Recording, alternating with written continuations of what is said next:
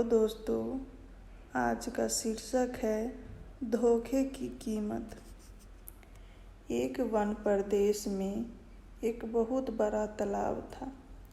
हर प्रकार के जीवों के लिए उसमें भोजन सामग्री होने के कारण वहाँ नाना प्रकार के जीव, पक्षी, मछलियाँ, कछुए और केकड़े आदि वास करते थे।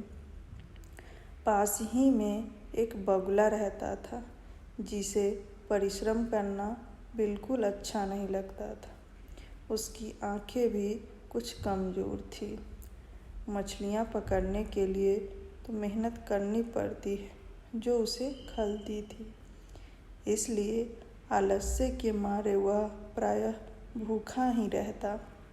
एक टांग पर खड़ा यही सोचता रहता कि क्या उपाय किया जाए कि बिना हाथ पैर हिलाए रोज भोजन मिले।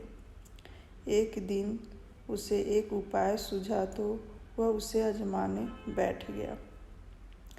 बगुला तालाब के किनारे खड़ा हो गया और लगा आंखों से आंसू बहाने। एक केकड़े ने उसे आंसू बहाते देखा तो वह उसके निकट आया और पूछने लगा, मामा क्या बात है? भोजन के लिए मछलियों का शिकार करने की बजाय खरे आंसू बहा रहे हो।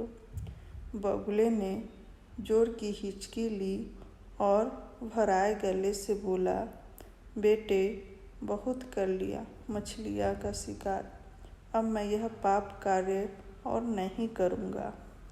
मेरी आत्मा जाग उठी है, इसलिए मैं निकट आई मछलियों को भी नहीं पकड़ रहा हूँ। तुम तो देख ही रहे हो।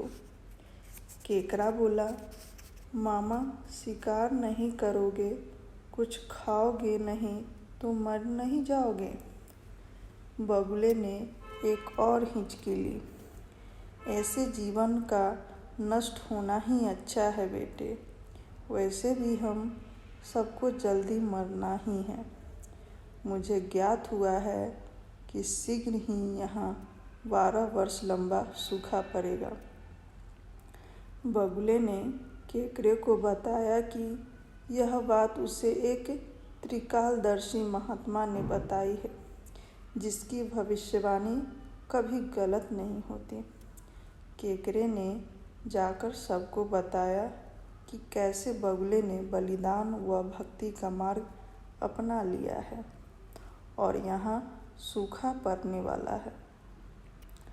उस तालाब के सारे जीव, मछलियाँ, कछुए, केकड़े, बत्तखें व सारस आदि दौड़े दौड़े बगुले के पास आए और बोले, भगत मामा अब तुम ही हमें कोई बचाव का रास्ता बताओ, अपनी अक्ल लड़ाओ, तुम तो महाज्ञानी बन गए हो।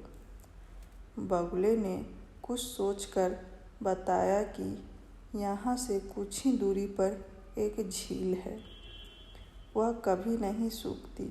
यदि तालाब के सब जीव वहाँ चले जाए तो बचाव हो सकता है।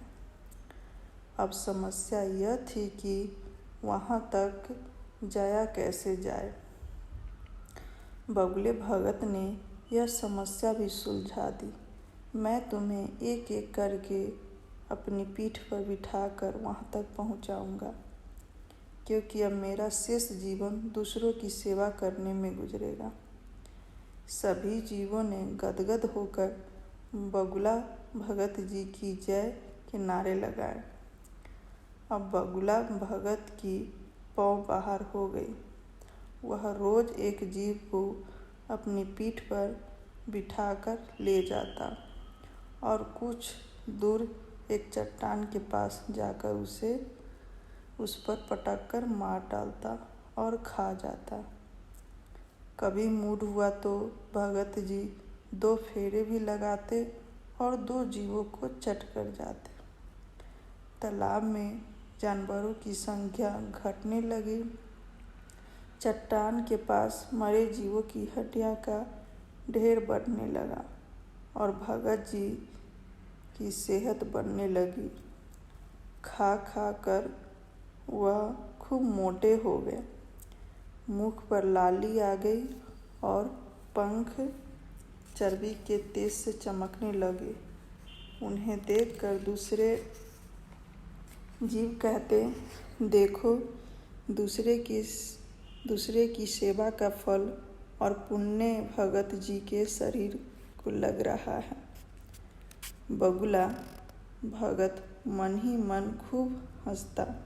वह सोचता कि देखो, दुनिया में कैसे कैसे मूर्ख जीव भरे पड़े हैं जो सबका विश्वास कर लेते हैं। ऐसे मूर्खों की दुनिया में थोड़ी चालाकी से काम लिया जाए तो मज़े ही मज़े हैं। बिना हाथ पैर हिलाए खूब दावत उड़ाई जा सकती है। संसार से मूर्ख प्राणी कम करने का मौका मिलता है।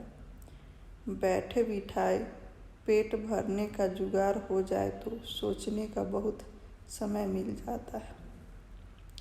महीनों यही क्रम चला।